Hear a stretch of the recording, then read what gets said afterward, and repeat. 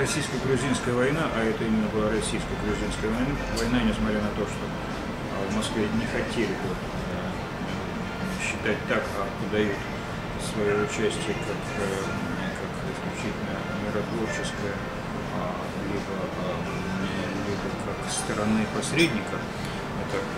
Это не так, будем смотреть правду в глаза.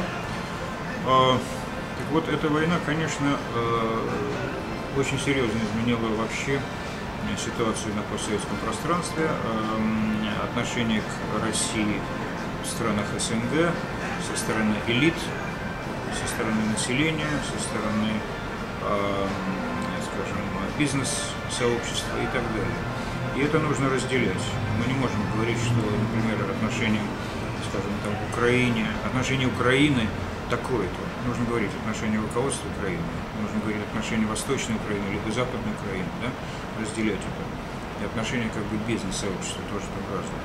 То же самое по отношению к войне со стороны Центральной Азии. Я думаю, что дискуссия, которая была сейчас здесь, в Берлине,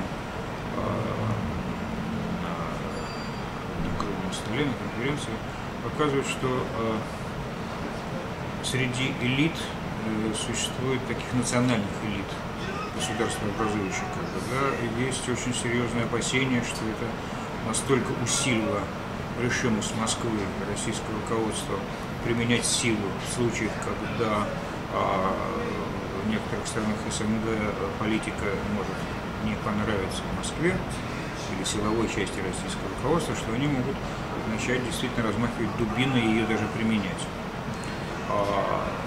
Я, честно говоря, думаю, что здесь очень много пиара и пропаганды.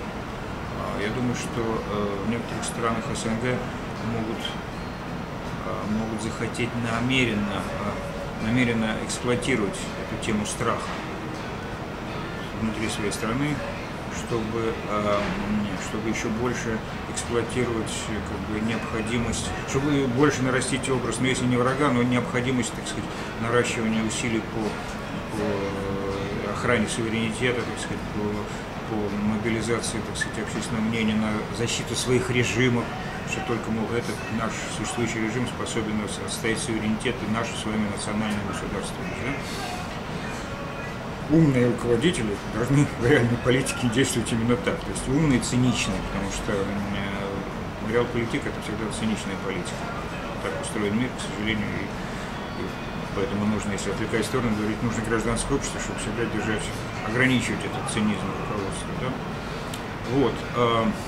Что касается самих просто людей в странах Центральной Азии, то я думаю, что во многих странах этого региона сформировалось достаточно неоднозначное отношение сегодня к России, как к стране, в которой люди зарабатывают деньги.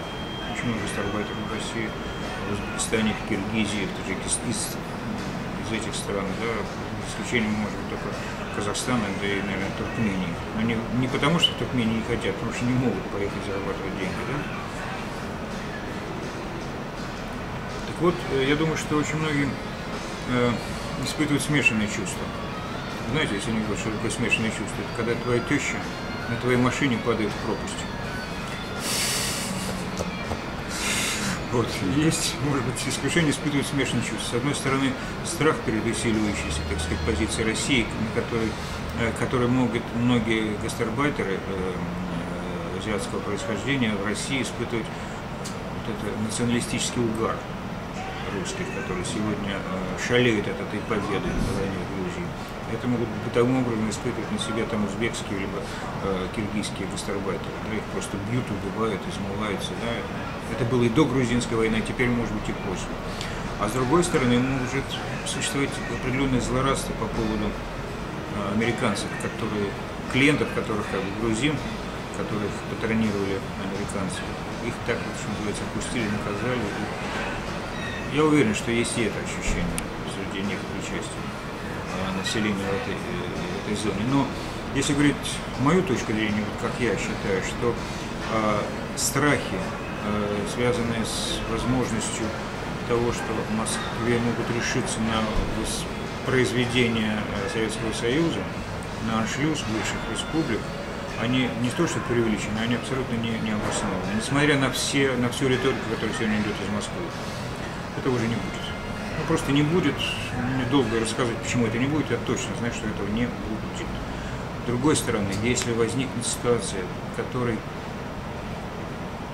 где-то в каких-то регионах Центральной Азии, абсолютно удрученных социально-экономической обстановкой, так сказать, падением невыносимого уровня жизни просто до нулевого уровня, да, обнищанием, огромной коррупцией, могут возникнуть искушения надеяться на то, что присоединение к России может спасти ситуацию, и где-то, так сказать, начнут провоцировать российских начальников на выдачу паспортов, как это случилось в Абхазии и Южной Осетии. Там все-таки другая ситуация немножко, да, там непосредственно близость России гораздо ощутимее, границы общие, кстати, экономическая жизнь, скажем, в Абхазии с Краснодарским краем исторически более основана.